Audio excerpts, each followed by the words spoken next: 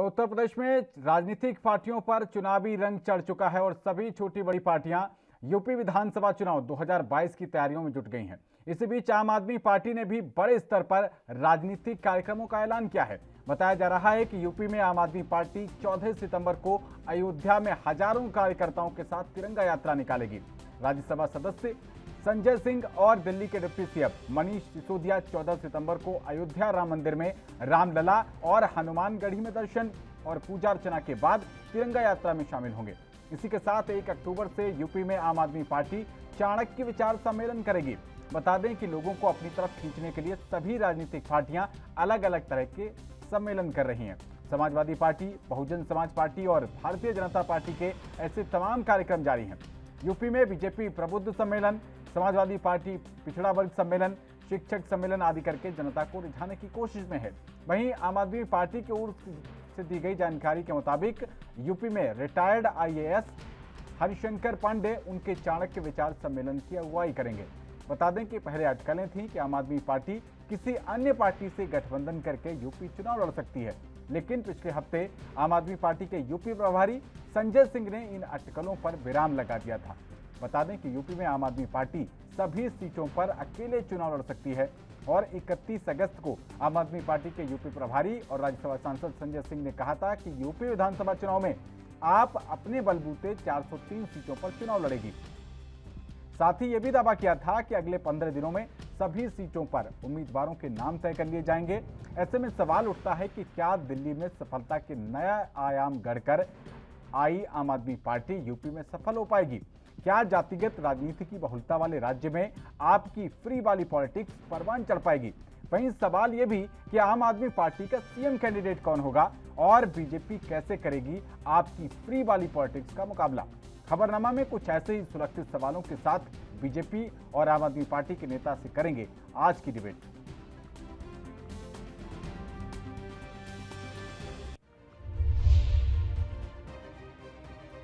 तो ग्राफिक्स के जरिए आपको समझाते हैं 2022 को लेकर चुनावी कसरत चल रही है और अब चरम पर यूपी विधानसभा चुनाव को लेकर तैयारियां दिख रही हैं।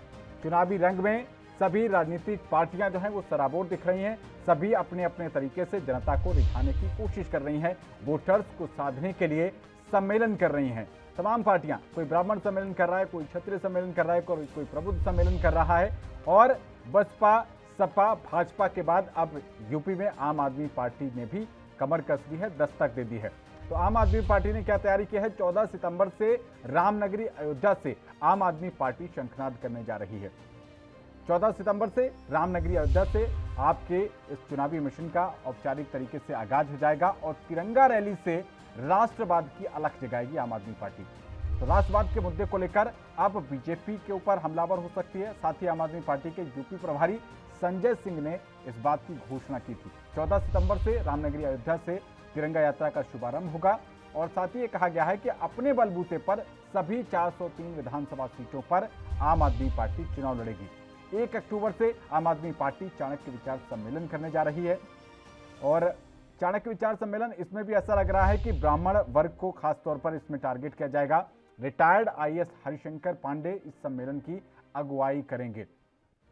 तो बड़ी जानकारी इस बात की। और साथ ही आपको सवाल बता देते हैं कि दिल्ली की पार्टी, क्योंकि आम आदमी पार्टी के साथ टैग लगा हुआ है दिल्ली की पार्टी, तो वो यूपी में कितना सफल हो पाएगी?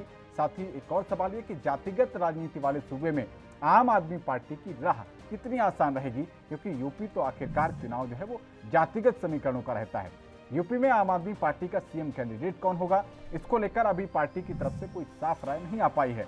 साथ ही सवाल यह भी कि बीजेपी आम आदमी पार्टी की जो फ्री स्कीम की पॉलिटिक्स रहती है उससे कैसे मुकाबला करेगी और क्या राष्ट्रवाद पर आम आदमी पार्टी को जनता का समर्थन मिलेगा? जब भी एक बड़ा सवाल है। तो दिल्ली की पार्टी के टैग के साथ यूपी में आम आदमी पार्टी कितनी ज्यादा सफल हो पाती है, ये बड़ा सवाल है। जातिगत राजनीति ये यूपी में बहुत ज्यादा आम है और जातिगत समीकरणों पर यहाँ चुनाव लड़े जाते हैं। तो इसको लेकर आम आदमी पार्टी कितनी सहजता के साथ अपनी प्रतिद्वंदी पार्टियों को चुनौती दे पाएगी, ये एक बड़ी बात देखने को रहेगी। तो आपको मुख्य चीजें बता रहे हैं 2022 को लेकर।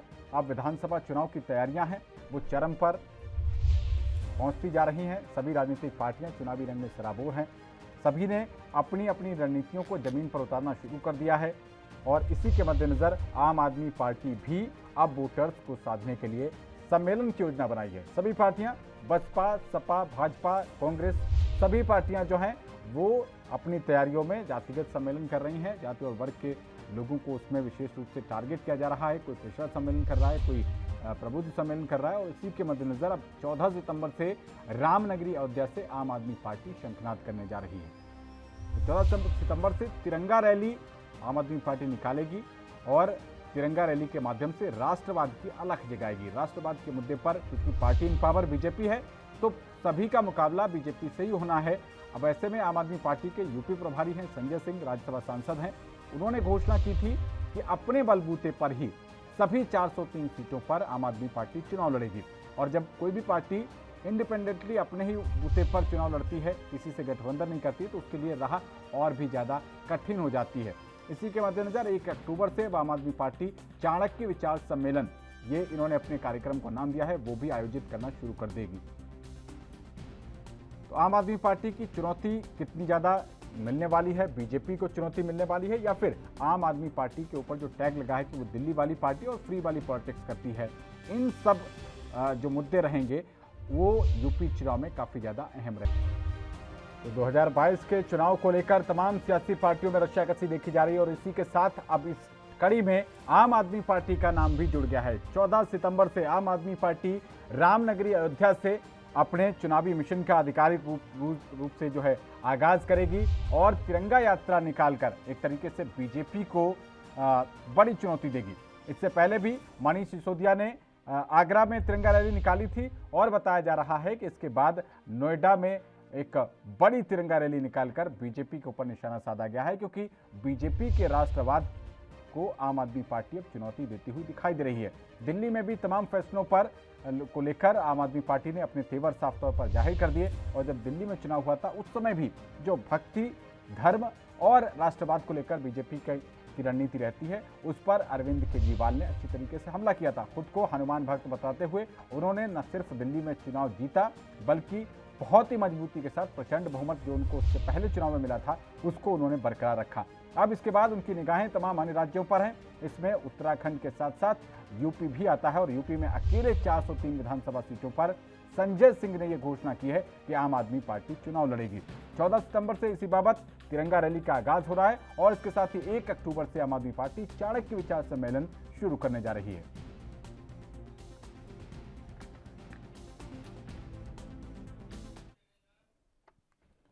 तो इसी विषय पर बात करने के लिए हमारे साथ बेहद ही खास 2 मेहमान जुड़ गए हैं। भारतीय जनता पार्टी से भारतीय जनता पार्टी के प्रवक्ता अश्विनी शाही जी जुड़ गए हैं और आम आदमी पार्टी से हमारे साथ रविंद्र आनंद सिंह जी जुड़ गए हैं। बहुत स्वागत है रविंद्र और अश्विनी शाही जी, आप दोनों का एएनबी न्यूज पर।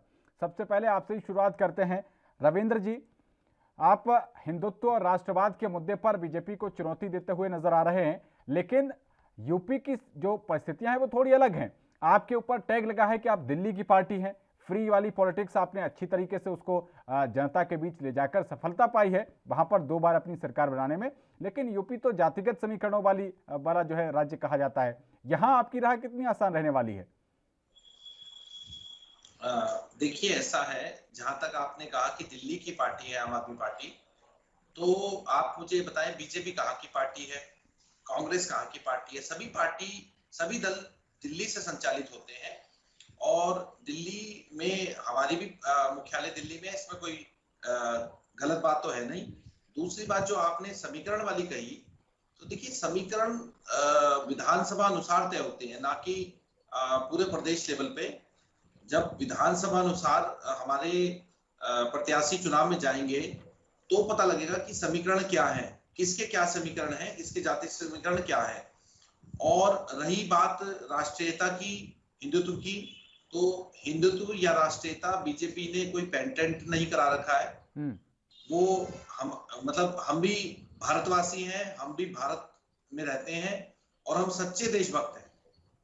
जी रविंद्र जी, मैंने इसलिए कहा आपसे कि आप दिल्ली की पार्टी हैं क्योंकि चुनाव आयोग जो है उसमें अभी राष्ट्रीय पार्टी के तौर पर आपकी पार्टी का रजिस्ट्रेशन नहीं है और आमतौर पर जनता में भी यही है, क्योंकि मुख्य रूप से आपकी सरकार जो है वो अभी दिल्ली में ही है। आपने 2 बार प्रूव किया है दिल्ली में खुद को, वहां की जनता आपको समर्थन देती है। लेकिन यूपी की राजनीतिक परिस्थितियां अलग हैं। उसी को लेकर मैंने कहा कि आप अगर तिरंगा यात्रा के माध्यम से बीजेपी के राष्ट्रवाद को घेर रहे हैं, लेकिन तमाम ऐसे सवाल आपके ऊपर भी उठे हैं।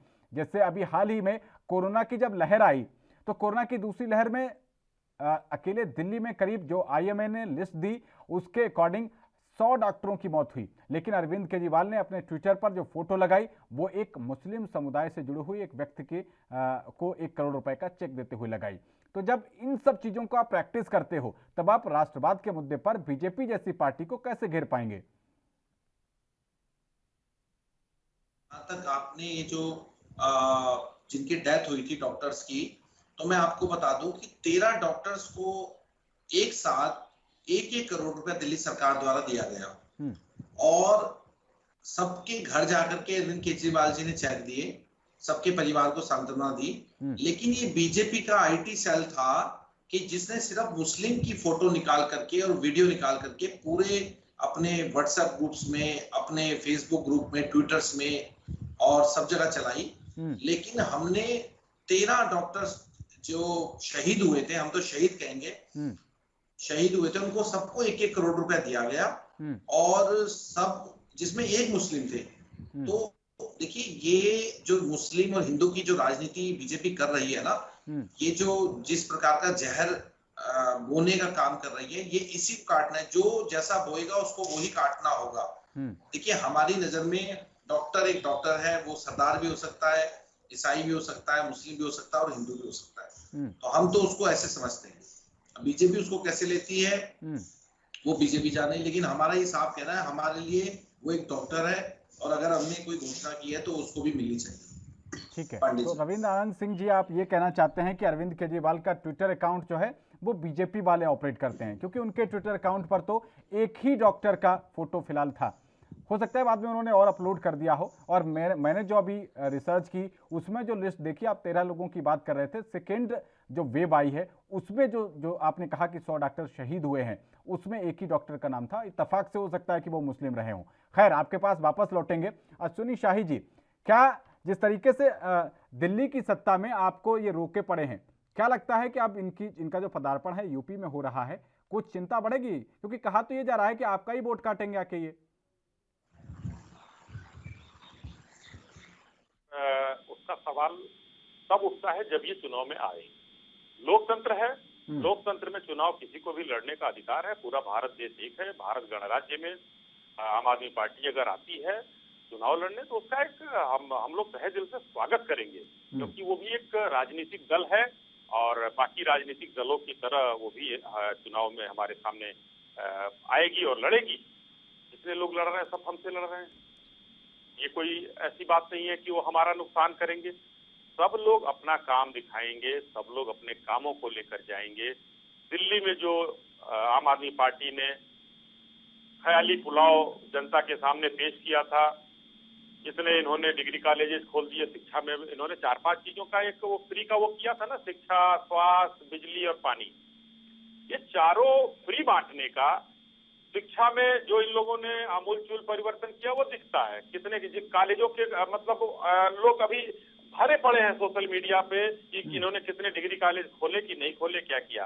अस्पतालों की सारी दुर्गति ऑक्सीजन की चोरी और कमी में सबके सामने आ गई है। जब ऑक्सीजन का ऑडिट होना शुरू हुआ तो आम आदमी पार्टी की कलई खुल गई।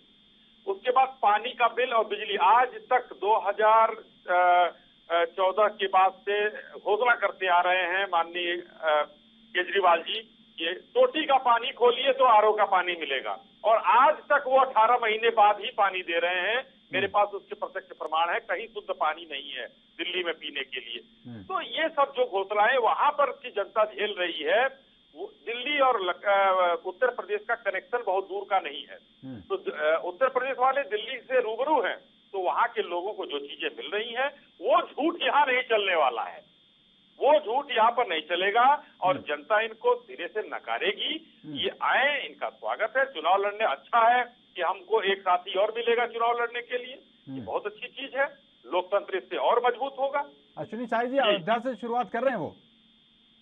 अरे तो ये तो और सोने पे सुहागा है। हम लोग देखिए, राम सबके हैं, राम तो हमने नकारा नहीं, ये तो कांग्रेसियों ने नकारा था और केजरीवाल जी उस समय साथ दिए थे उनका। काल्पनिक कहा था सोनिया जी ने, केजरीवाल जी ने समर्थन किया था उसका।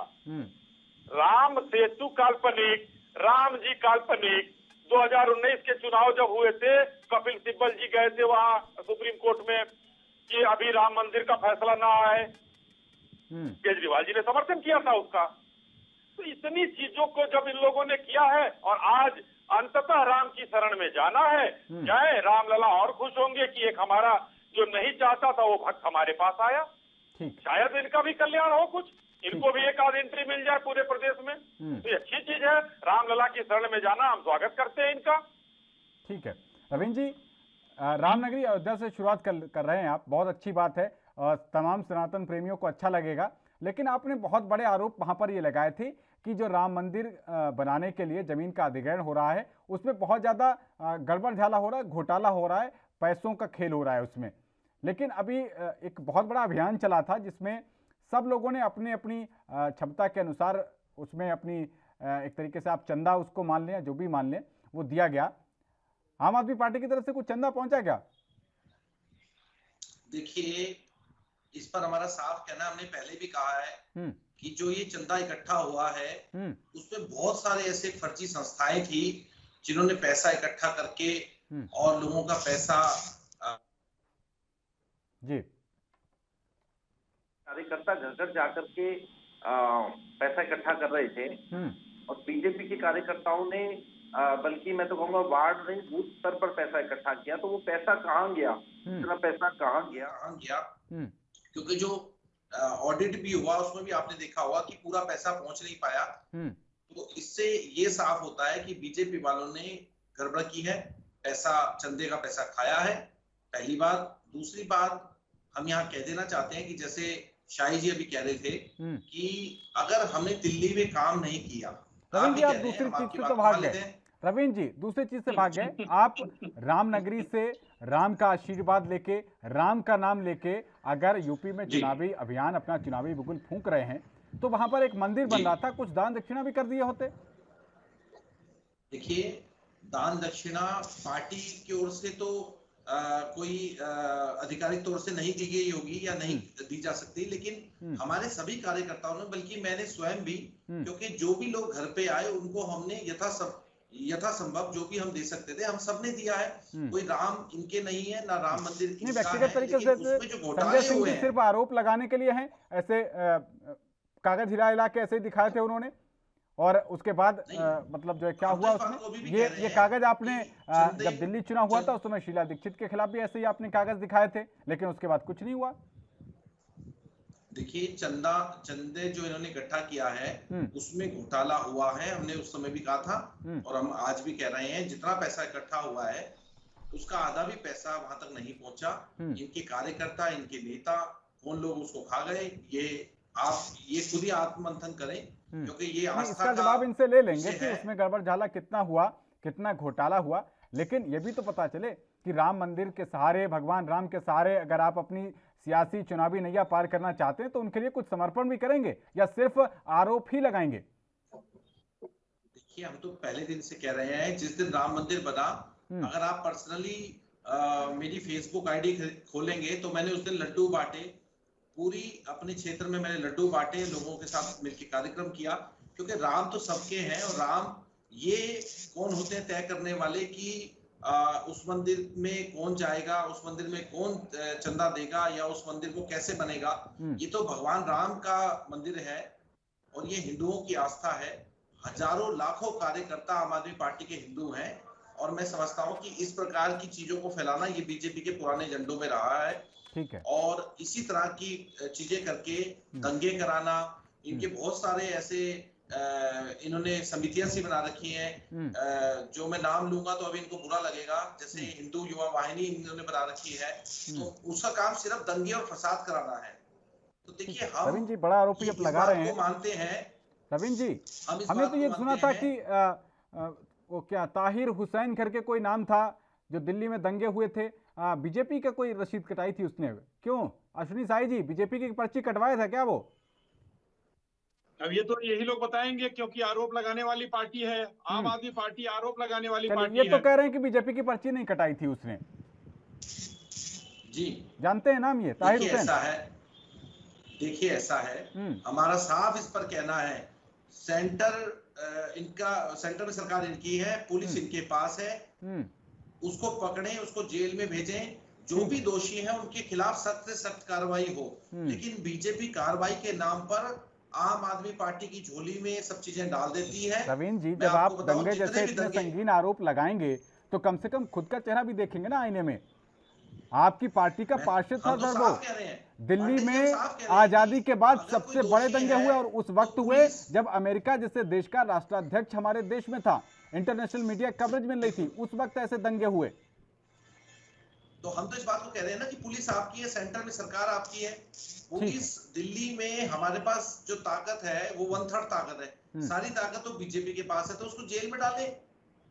क्यों नहीं उसके खिलाफ कार्रवाई करते? इसका मतलब वो आरएसएस का आदमी है? नहीं, वो तो जेल में ही है फिलहाल, आपको जानकारी नहीं होगी शायद, वो तो जेल में ही है। उसमें आईबी ऑफिसर अंकित शर्मा के मर्डर का आरोप है, और भी वहां पर 50 से ज्यादा लोगों की जान गई उस दंगे में। रविंद्र आनंद जी, खैर आपके पास आते हैं। ताहिर की बात नहीं कर रहा हूँ पांडे जी, मैं कह रहा हूँ कि उस दंगे में जितने भी लोग आरोपी थे सबको जेल में डालना चाहिए।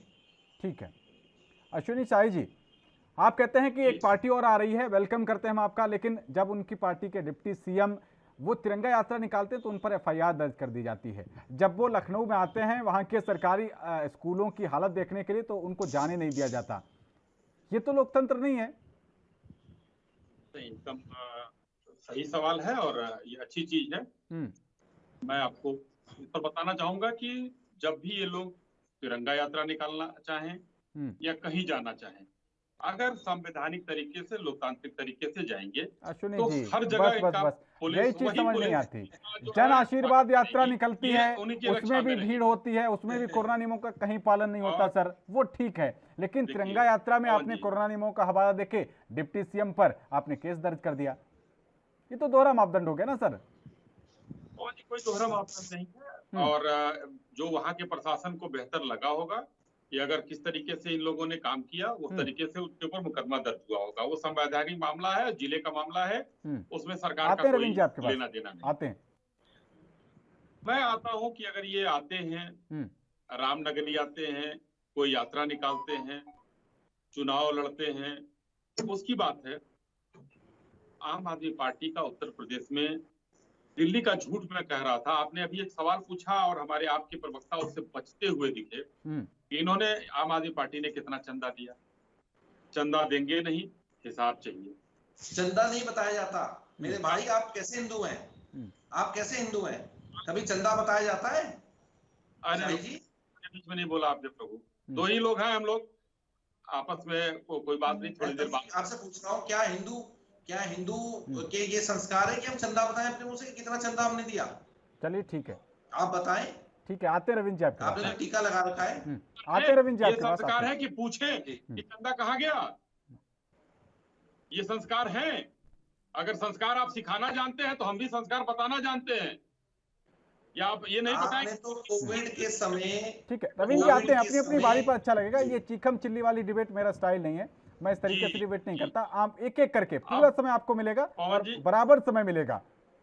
पवन जी, लोकपाल पर ये लोग आए, लोकपाल गायब हो गया। कहीं लोकपाल आपको दिखता है आजकल कहीं? आपने अभी अपने खुद कहा कि शीला दीक्षित के खिलाफ ये कागज लहराते रहे 2000 पन्ने और 4000 पन्ने। शीला दीक्षित जी अब नहीं रही, लेकिन वो जांच का क्या हुआ? तो 2014-2019 के चुनाव में तीसरे नंबर की पार्टी आम आदमी पार्टी रही। 15% भी वोट नहीं मिला इनको दिल्ली में। क्यों? वहां पर ये इनका झूठ जो है अब चालू है। हाँ, इन्होंने प्रचंड जीत दर्ज की, वो मैं मानता हूं, ये जो विधानसभा में प्रचंड जीत दर्ज की। अब आता हूं मैं इनके 4-5 चीजों पर। माननीय केजरीवाल जी जो इनके नेता हैं, इन्होंने चुनाव में दिल्ली में जानते हैं क्या कहा मतदाताओं से? अगर आपको डेंगू और चिकनगुनिया होता है तो आप जिम्मेदार हैं क्योंकि आपने बीजेपी को वोट दिया है। ये बयान थे भाई साहब, पवन जी, ये हैं इनके राष्ट्रीय नेता जो इन्होंने बयान दिया। भ्रष्ट नेता, सेक्स सीडी कांड, एक नेता इनका शराब पीकर लौटता पाया गया, अभी आपने ताहिर हुसैन का नाम लिया, ये सारी चीजें जो है जनता भूली नहीं है। उत्तर प्रदेश की जो जनता है वो बहुत ही प्रबुद्ध है और वो जानती है कि किसके साथ कैसा व्यवहार करना चाहिए। कौन झूठ की काट की हांडी बार बार नहीं चढ़ती। पंजाब में देख लीजिए इनकी क्या स्थिति है। पंजाब की स्थिति जो है वहां पर इनको नेता नहीं मिल रहे, दिल्ली से नेता भेजना पड़ा इनको। विधायक है हमारे। इसमें माफी चाहूंगा, लेकिन आपकी जानकारी ठीक है रविंद्र जी आते हैं आपके पास, आप ही के पास आते हैं। बस रविंद्र जी आपके पास ही आ रहे हैं। जी, तो हम लोग भी छोटे दल से आगे बढ़े हैं। 2 सदस्य हमारे हुआ करते थे और आज जो है 18 राज्यों में हमारी सरकार। तो हमको एक अच्छा लगेगा कि एक बढ़िया विचार वाली पार्टी आए, हमारे सामने लड़े, अच्छी चीजें जनता तक पहुंचे, जो हम ना पहुंचा पाए। तो मानेंगे ना आपकी आम आदमी पार्टी का जनाधार बढ़ रहा है दिल्ली में। कहाँ बढ़ रहा है? बिल्कुल बढ़ रहा है सर। अगर आपने पंजाब का जिक्र किया, आपकी पार्टी से अच्छी स्थिति में है वो। अभी जो त्रिस्तरीय पंचायत चुनाव हुए थे, वहां पर भी करीब 100 के आसपास इनके करीब 83 सदस्य जीते हैं जिला पंचायत सदस्य में। तो धीरे धीरे चीजें तो बढ़ रही है ना सर। नहीं, जितनी सीटें हैं देखिए, हमसे अच्छा जनाधार कहाँ है? मैंने आपके देखिए, मैंने तो बड़े स्वच्छ मन से पवन जी स्वीकार किया है कि एक अगर अच्छे विचार की पार्टी आती है, अच्छा विचार लेकर आती है तो हम स्वागत करेंगे। लेकिन आम आदमी पार्टी के बारे में ये आम धारणा थी। लेकिन धीरे धीरे जैसे ही कोरोना कांड हुआ इनका, क्या कहते हैं, ऑक्सीजन कांड इन लोगों ने किया, उसके बाद इनकी कलाई खुलनी शुरू हो गई है। तो आज पंजाब में भी इनका जनाधार धाराशायी हो चुका है। उत्तर प्रदेश में तो अभी ये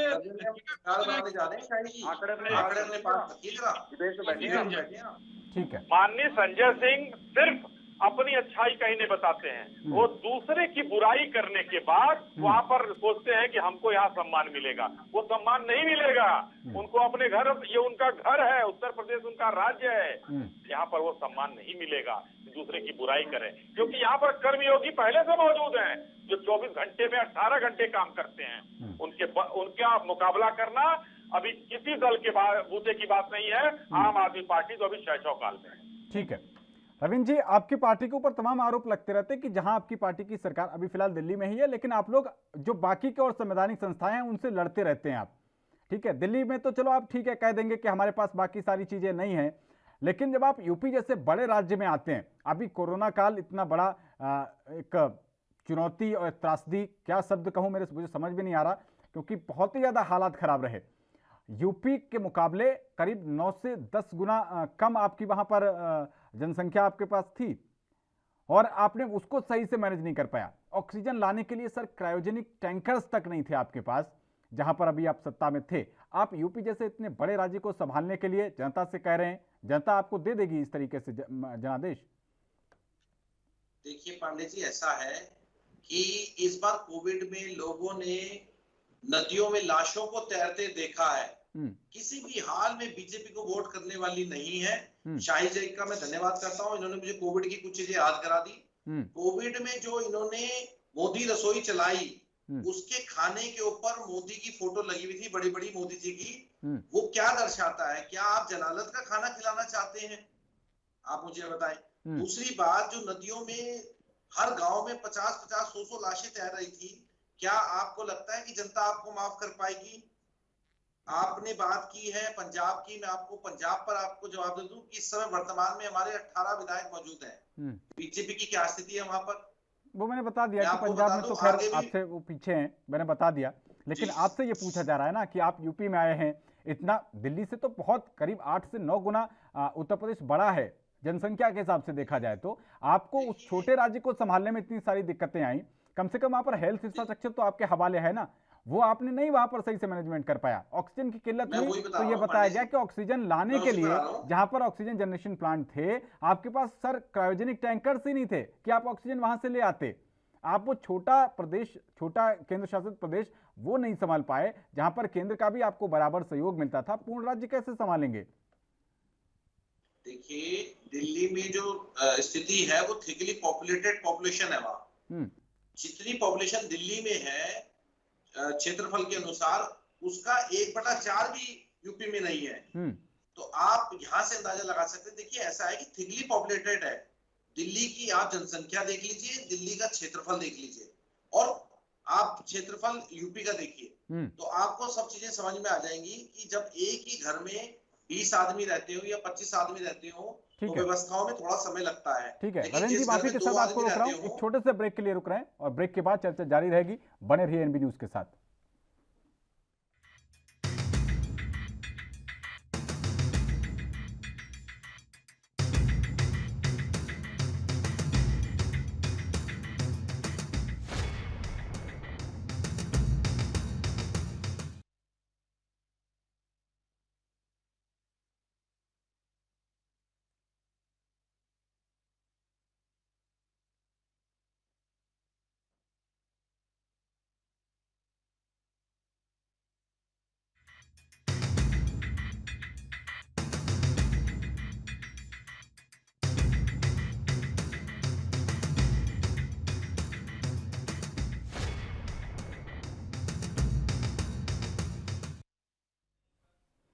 तो ब्रेक के बाद स्वागत है आपका खबरनामा में। आज हम बात कर रहे हैं आम आदमी पार्टी यूपी चुनाव में दस्तक दे रही है और 14 सितंबर से वो रामनगरी अयोध्या से तिरंगा यात्रा निकालकर अपने इस अभियान का एक शंखनाद करेगी। और इसी पर बात करने के लिए हमारे साथ बीजेपी से अश्विनी शाही और आम आदमी पार्टी से रविंद्र आनंद सिंह जी जुड़े हुए हैं। रविंद्र आनंद जी, अपना सवाल का आप जवाब पूरा करिएगा, साथ ही ये भी बताइएगा कि जो मैं आपसे पूछ रहा हूं क्षेत्रफल की दृष्टि से बहुत जनसंख्या के लिहाज से बड़ा है और साथ ही जो टकराव वाली स्थिति रहती है आपकी अन्य संवैधानिक संस्थाओं के साथ, वो आप कैसे मतलब जो है, क्योंकि यूपी की जनता यहां पर वहां का मुख्यमंत्री धरने पर बैठ जाए, शायद यूपी की जनता तो बर्दाश्त ना करे। देखिए ऐसा है, जनता के हक में और जनता के लिए हम कुछ भी करने को तैयार हैं। लोग ये जानते हैं आम आदमी पार्टी की ये स्ट्रेटजी है कि अगर आम आदमी के लिए कोई पार्टी काम कर सकती है तो आम आदमी पार्टी काम कर सकती है और इसके लिए हमें चाहे धरने पर बैठना पड़े, चाहे हमें रैली निकालनी पड़े। अभी मैं आपको एक छोटी सी बात बताऊं, यूपी और उत्तराखंड में जो बीजेपी ने हमारे साथ किया है, हमारा एक होर्डिंग भी ये लगने नहीं देते, जैसे होर्डिंग लगता है इनके कार्यकर्ता फाड़ देते हैं और उल्टा हमारे कार्यकर्ताओं के साथ मारपीट की जाती है। अभी हरिद्वार, धर्मनगरी हरिद्वार का भी मामला बहुत चर्चा में रहा। उसके अलावा हमारे कार्यकर्ताओं पर केस लगाए जाते हैं। इस वक्त मैं आपके सामने बैठा हूं, मेरे ऊपर भी 13 मुकदमे बीजेपी ने लगवाए हुए हैं। पुलिस, क्योंकि पुलिस को आगे करके मुकदमे लगाने का काम करती है। बीजेपी का जो डर है वो साफ दिखाई दे रहा है कि आम आदमी पार्टी के आ जाने से, भाई अगर आप हमें कुछ, आपका कहना है कि हमारा कुछ ऐसा आधार नहीं है तो आप हमसे क्यों डर रहे हैं, हम पर क्यों मुकदमे लगा रहे हैं? आप इस बात का जवाब दीजिए ना। हमारा जनाधार नहीं है, हम नई पार्टी है, हम दिल्ली की पार्टी हैं, हम कमजोर हैं, तो आप हमसे क्यों डर रहे हैं? इसका मतलब सीधा मुकाबला आपका हमारे साथ है। ठीक है, तो इस बात को बीजेपी समझ चुकी है, इसीलिए हम पर मुकदमे लगा रही है। ठीक है, और दिल्ली में जवाब लेंगे। दिल्ली की मैं एक छोटी सी बात बता देना चाहता हूँ। दिल्ली में 2020 में भी चुनाव हुए हैं, जहाँ पे बीजेपी की जो स्थिति रही वो शाही जी भी जानते हैं, कांग्रेस की जो स्थिति रही, बहुत सारे इनके कैंडिडेटों की जमानतें जब्त हुई है। ठीक है रविंद्र जी, एक चीज और, यूपी की जनता सीएम कैंडिडेट के रूप में किसको देखेगी? कोई चेहरा डिसाइड कर पाए आप अभी तक? देखिए अभी चूंकि अभी कुछ समय है और हमें ऐसा लगता है कि हम समय आते आते सीएम का कैंडिडेट चेहरा भी घोषित करेंगे और जो भी चेहरा होगा वो यूपी से होगा, यूपी खास टिपिकल यूपी से होगा। उसमें यानी कि जैसे ये हमारे पे हमेशा इल्जाम लगाते हैं कि दिल्ली दिल्ली, हमारे जितने कैंडिडेट चुनाव लड़ेंगे, अगर 400 सीटों पे लड़ेंगे तो वो वहीं के लोकल होंगे। संजय सिंह जी की तरफ से कहा गया था रविंद्र जी कि करीब 20 सीटों पर तो नाम जो है वो तय हो गए हैं और 15 से 20 दिन में हम सभी सीटों के उम्मीदवारों के नाम तय कर देंगे। तो आपने जैसे उत्तराखंड की बात की, वहां पर आपने रिटायर्ड कर्नल अजय कोठियाल को बना दिया। यूपी के लिए कोई चेहरा मिल नहीं रहा सर क्या? देखिए ऐसा है कि यूपी में भी हम काम कर रहे हैं और उत्तराखंड में भी काम कर रहे हैं। ये आम आदमी पार्टी ही है जिसने बीजेपी से और कांग्रेस से पहले अपना चेहरा दे दिया है। बीजेपी ने 4.5 साल में आपने देखा होगा 3 मुख्यमंत्री देकर के वर्ल्ड रिकॉर्ड बनाया है इस बार कि उत्तराखंड में 5 साल के अंदर। ठीक है, उत्तराखंड की बात तो ठीक है, लेकिन यूपी में क्या आपको सीएम योगी के मुताबिक कोई चेहरा, उनकी पॉपुलैरिटी के बराबर कोई चेहरा मिल ही नहीं पा रहा क्या? अब तो लगता है शुरुआत में ही पिछड़ रहे हैं। देखिए ऐसा है कि आम आदमी पार्टी समय आते आते तक अपना चेहरा भी घोषित करेगी और मुझे लगता है अक्टूबर एंड तक हम अपने सारे टिकट लगभग घोषित कर देंगे। ठीक है। और उसके बाद हम सीएम कैंडिडेट भी घोषित करेंगे। ठीक है। अश्विनी साही जी, बड़े आरोप उन्होंने लगाए कि आप जो है वो उनके कार्यकर्ताओं को चुनाव प्रचार नहीं करने दे रहे, होर्डिंग लगती है तो फाड़ दिए जाते हैं बीजेपी के कार्यकर्ताओं के द्वारा। कार्यकर्ताओं के द्वारा फाड़ी जाती है तो एफआईआर करें, जांच होगी, जेल भेजे जाएंगे लोग। बीजेपी में एलिमेंट बर्दाश्त नहीं किया जाता है तो खास करके नहीं। बीजेपी सरकार का कोई भी ये जीरो टॉलरेंस पर हम लोग चलते हैं। कार्यकर्ता अगर इस तरीके की कोई घटना करता है, आप एफआईआर करिए, उसको जेल भेजा जाएगा, क्योंकि सबको लगाने का अधिकार है। हाँ, अगर आपने अनाधिकृत कहीं लगा दिया तो नगर निगम उठा के ले जाएगा। इसलिए तो चाहे बीजेपी का हो, चाहे आपका हो, किसी का हो, उठा के ले जाता है। इसमें कोई कहने वाली बात नहीं है। ये आरोप निराधार है और गलत है। अभी हमारे जो है आम आदमी पार्टी के प्रवक्ता ने कहा कि दिल्ली का जनसंख्या और उत्तर प्रदेश की जनसंख्या, जिसको आपने गिनवाया भी 9-10 गुना का फर्क है।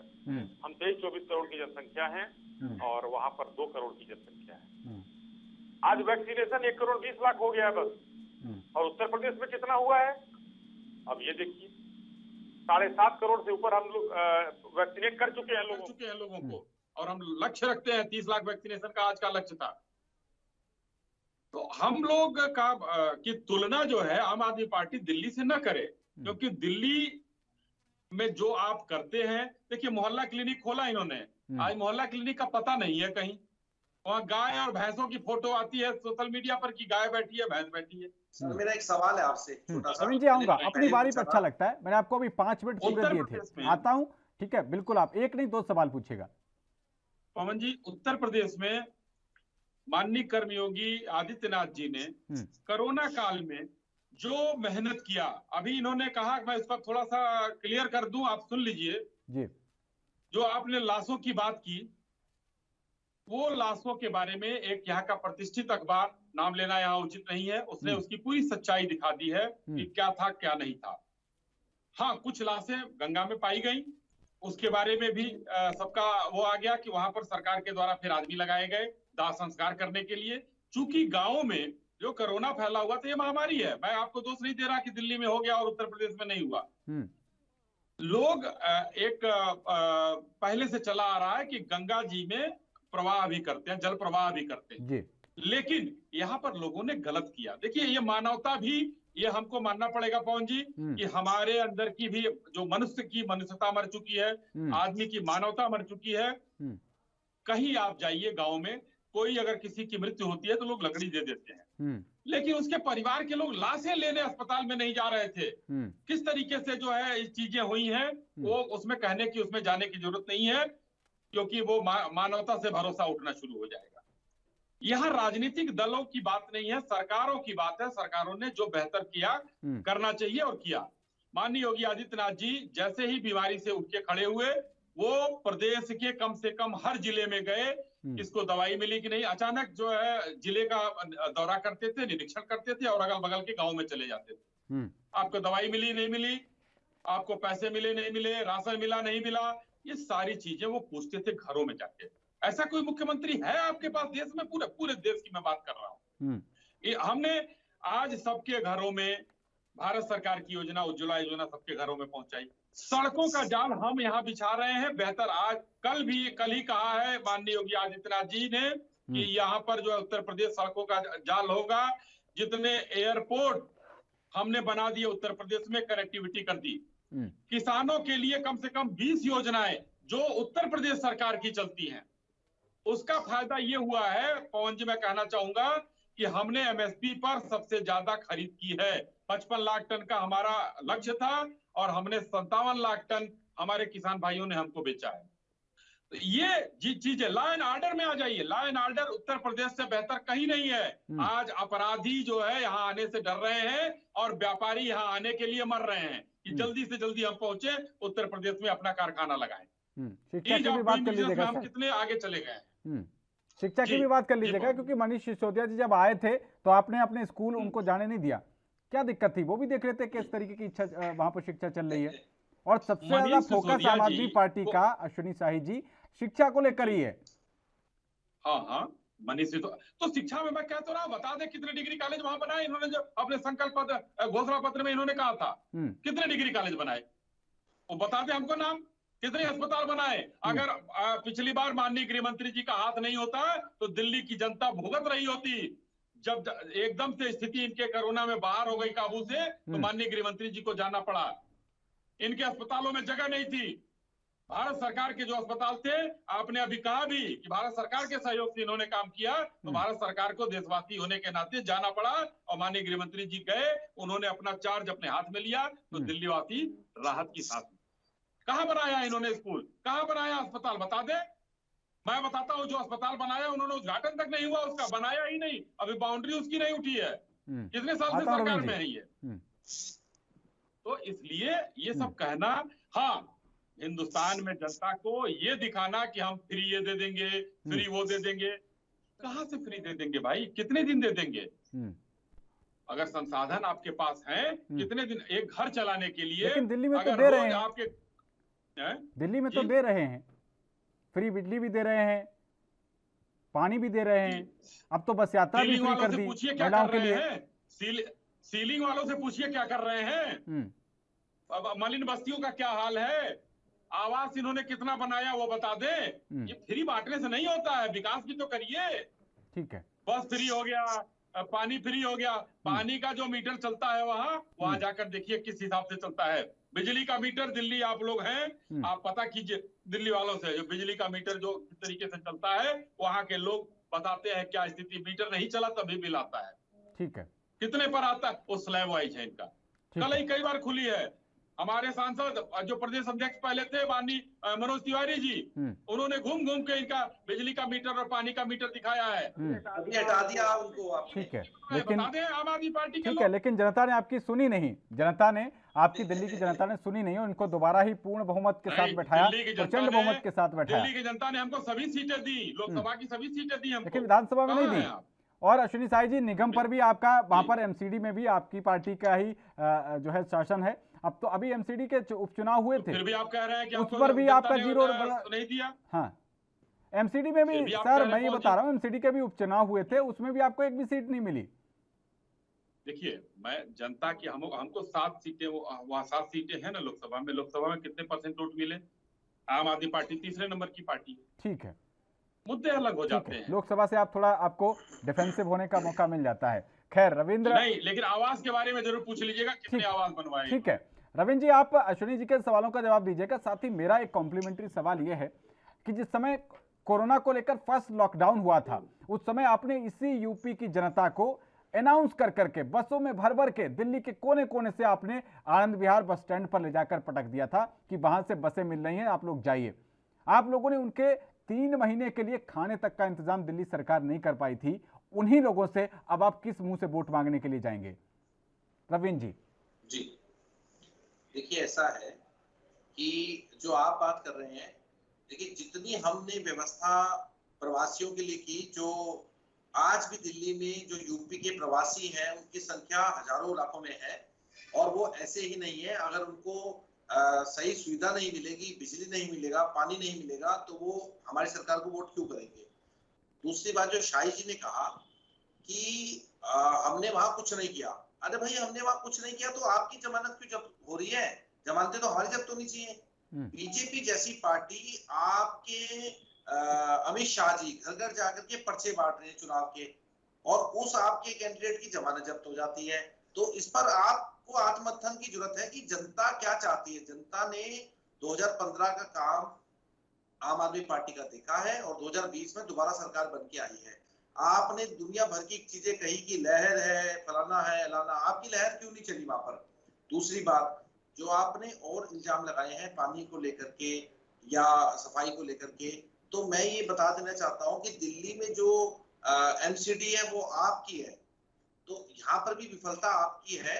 और आप ये समझ लीजिए कि जो अब नेक्स्ट ईयर जो चुनाव होंगे उसमें जनता ये समझ चुकी है कि बीजेपी को पूरी तरह से वहां से उखाड़ के फेंकेगी, और आप रुक जाइए 24 तक, आपको पता लग जाएगा आप 7 में से कितनी सीटें एमपी की वहां जीत रहे हैं। दूसरा, जो आपने कहा ना कि उज्ज्वला योजना, तो देखिए आज गृहिणी 1000 रुपए का लगभग सिलेंडर होने को जा रहा है।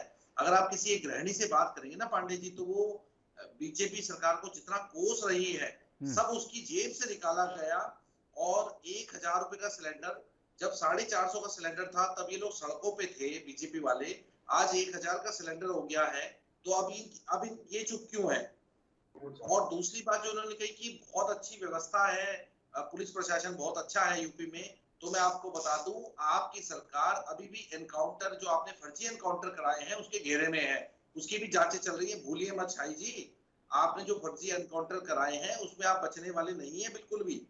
और जो शिक्षा की स्थिति यूपी में है, स्कूल के नाम पर स्कूल नहीं खंडर है, और नीचे बैठने के लिए चटाई तक बच्चों के पास नहीं है, खाने की तो बात छोड़िए। और दिल्ली में जो हमने शिक्षा पर करके दिखाया है, जो दिल्ली मॉडल पूरे देश के सामने हमने रखा है, तो देश में सभी राजनीतिक पार्टियां, अभी मैं आपको उत्तराखंड की छोटी सी बात बता दूं, यहाँ के जो ऊर्जा मंत्री हैं उन्होंने आनन फानन में 100 यूनिट बिजली फ्री करने की घोषणा की, जुमला दिया डॉक्टर हर सिंह रावत जी, लेकिन वो आज 2-3 महीने बीत जाने पर भी कुछ नहीं कर पाए, क्योंकि रविंद्र जी माफी के साथ आपको यहाँ पर रोकना पड़ रहा है, तो मेहमानों के पास चलते हैं। रविंद्र जी, आपने एक बात को लेकर ये क्लियरिटी नहीं दी कि जिस जनता को आपने कोरोना काल में फर्स्ट लॉकडाउन के टाइम आपने उनके खाने तक का इंतजाम नहीं किया और आपने बसों में भर भर के उनको आनंद विहार बॉर्डर पर लाकर खड़ा कर दिया था, वो मंजर सबने देखा था और उसी वजह से इतना ज्यादा फैलाव भी हुआ। यह भी कहा जाता है, कई रिपोर्ट इस बात को लेकर आई हैं, वो पब्लिक आपको वोट किस आधार पर देगी? रविंद्र जी आवाज मिल पा रही है आपको? पवन जी इसमें एक चीज और जोड़ लीजिए जी। तो रविंद्र जी से किसी तकनीकी खामी के चलते संपर्क टूट गया है, दोबारा हम उनसे जुड़ने का प्रयास कर रहे हैं। अश्विनी साही जी वो ये भी कह रहे हैं आपको लेकर भी कि आपका जो जनाधार है वो घट रहा है। उन्होंने और बाकी चीजें बताई, उत्तराखंड का उन्होंने उदाहरण दिया कि जब फ्री की योजना उनकी तरफ से लागू बताई गई वहां पर कि हम 300 यूनिट फ्री देंगे, तो ऐसे में 100 यूनिट आपकी तरफ से भी कह दिया गया। यानी कि कहीं ना कहीं आप भी थोड़ा सा ये देख रहे हैं कि हाँ, फ्री वाली पॉलिटिक्स जनता को पसंद आती है। ऐसे में यूपी में भी अगर आकर ये कोई ऐलान कर देते हैं 14 तारीख को, तो क्या फिर आप भी कुछ इस फ्री वाली स्कीम की तरफ बढ़ेंगे? देखिए, फ्री वाली स्कीम का कोई मतलब नहीं है। अपने प्रदेश की जनता को हम जैसे बेहतरी की तरफ ले जा सकते हैं हम करेंगे। और किसानों को काफी चीजें जो है बहुत पहले से फ्री दी जाती रही थी, और अभी भी जो है उसमें सब्सिडी और उसमें खाद में, बीज में, बहुत सी चीजों में अभी भी किसानों को सब्सिडी दी जाती है। अब ये लोग, जैसे हम कहेंगे राम मंदिर हम लेकर चले और ये लोग राम के नाम को जाकर अयोध्या से ये लोग अपने कार्यक्रम चालू कर रहे हैं, तो ये कोई मतलब नहीं है। शासन सत्ता चलाने के लिए बेहतरी जो प्रदेश की जनता के लिए, हाँ, लेकिन उतना अगर आपके पास हर चीज फ्री करने के पहले आपकी जनता अगर खुश हो, आपकी जनता प्रसन्न हो, आपकी जनता के लिए आपने उसको मकान दे दिया हो, आपने बिजली दे दिया हो, आपने उसको सब कुछ दे दिया हो, फिर फ्री बांटिए, कोई दिक्कत नहीं है। नहीं तो वेनेजुएला की स्थिति हो जाएगी हर जगह। वेनेजुएला क्या जनता की आदत पड़ गई फ्री खाने की, और आज वहां पर एक ब्रेड के लिए 3-3 हत्याएं हो जाती हैं, लूट हो जाती है। क्या स्थिति है वेनेजुएला की? करेंसी की कोई कीमत नहीं रही। तो इस तरीके से देश को न बनाया जाए। देश, एक उदाहरण देना चाहूंगा, कांग्रेस की सरकार थी 14 में, अब फॉरेन रिजर्व जो 0 हुआ करता था पवन जी, और आज जो है माननीय मोदी जी की सरकार में आज हम 500 अरब डॉलर के ऊपर हम विदेशी भंडार हमारे पास है, रिजर्व जो हम कहते हैं। तो देश को मजबूत बनाइए। हम अपने देश को बाहरी आंतरिक भी मजबूत बना रहे हैं, बाह्य तरीके से भी मजबूत बना रहे हैं।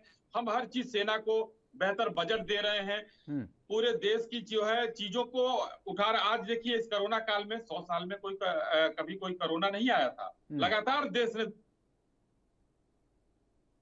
आज का कहना है कि हम लोग उनको जो है उस कोरोना काल में बेहतर प्रबंधन दिए, और आज जो है हमारी जीडीपी फिर से, IMF कह रहा है कि भारत की जीडीपी जो है बेहतर हो जाएगी। जी ठीक है, लेकिन अश्विनी जी, आपकी पार्टी पर एक विशेष जाति ब्राह्मण के तो मतलब अत्याचार होने के बहुत ज्यादा आरोप लगते हैं कि आपकी जब से सरकार आई, जब से आपकी पार्टी की सरकार आई है अश्विनी जी, तब से ब्राह्मणों के ऊपर बहुत ज्यादा अत्याचार हो रहे हैं, और इसी को लेकर आप भी प्रबुद्ध सम्मेलन कर रहे हैं अश्विनी जी। और इन्होंने भी अब कहा है कि 1 अक्टूबर से रिटायर्ड IAS हैं हरिशंकर पांडे जी, ब्राह्मण हैं, वो अब चाणक्य विचार सम्मेलन करेंगे। क्या लगता है आपको? पवन जी ये भ्रम है, ये भ्रम की स्थिति जो विरोधी दलों ने फैलाया हुआ है। और इसको आप ये मत मानकर चलिए कि हम लोग जाति धर्म का कोई सम्मेलन नहीं कर रहे, हम सभी वर्गों का सम्मेलन कर रहे हैं और उस सम्मेलन में सारे वर्ग शामिल हैं, कोई हम ब्राह्मणों का नहीं कर रहे हैं और कोई अत्याचार हम नहीं कर रहे हैं। अगर अपराधियों का दमन करना अपना अत्याचार है तो अत्याचार हम करेंगे। अपराधी से मुक्त हम उत्तर प्रदेश को करना है, वो चाहे अपराधी की कोई जाति नहीं होती है। और विरोधी दलों के पास कोई मुद्दा नहीं है, इसलिए भ्रम फैला रहे हैं कि हम ब्राह्मणों का उत्पीड़न कर रहे हैं। कानपुर वाला एक बिकरू कांड हुआ था, उसमें एक खुशी दुबे को जो है वो दोषी बनाया गया है। बताया जा रहा है कि 3 दिन पहले ही उसकी शादी होकर आई थी और 3 दिन में कोई लड़की कैसे किसी साजिश में शामिल हो सकती है, उसको लेकर बीएसपी के जो राष्ट्रीय महासचिव हैं सतीश चंद्र मिश्रा जी, उन्होंने कहा कि हम हाई कोर्ट तक केस लड़ेंगे और फ्री में लड़ेंगे।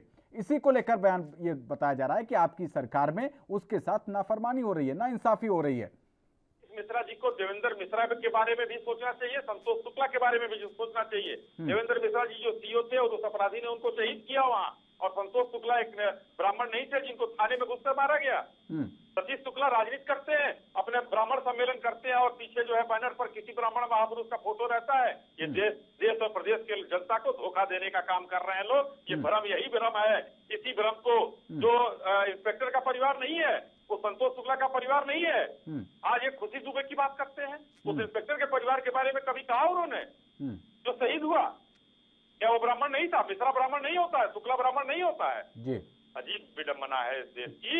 ये लोग सिर्फ जनता को छलने का काम करते हैं पवन जी, और ये धोखा दे रहे हैं। भारतीय जनता पार्टी ये काम नहीं करती। लेकिन अश्विनी जी, बीजेपी बैकफुट पर तो दिख रही है, इसीलिए आपने ब्राह्मण समाज के यूपी के बड़े नेता जितिन प्रसाद को कांग्रेस पार्टी से तोड़कर अपने खेमे में मिला लिया, क्योंकि वो लगातार बात कर रहे थे, ब्राह्मणों की आवाज उठा रहे थे। पवन जी, भारतीय जनता पार्टी के पास ब्राह्मण नेताओं की कोई कमी नहीं है।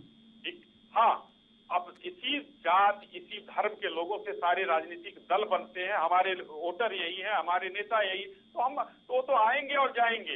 हम किसको शामिल करा रहे हैं, किसको नहीं करा रहे हैं, ये अलग चीज है। वो मुद्दा नहीं है हमारे पास। कलराज जी मिश्रा, माननीय अटल जी, सब लोग हमारे पास ब्राह्मण चेहरे, बहुत भारी भारी ब्राह्मण चेहरे हैं जो हमारे इसमें दल में जो है भारत सरकार से लेकर उत्तर प्रदेश सरकार तक मंत्री हैं और कई राज्यों में। तो चाणक्य विचार सम्मेलन क्या लगता है आपको, ये कुछ असर डाल पाएगा? हरिशंकर पांडे जी बताए जा रहे हैं, रिटायर्ड आईएएस हैं, वो इसके कर्ता धर्ता रहेंगे और हो सकता है इन्हीं को सीएम फेस घोषित कर दिया जाए।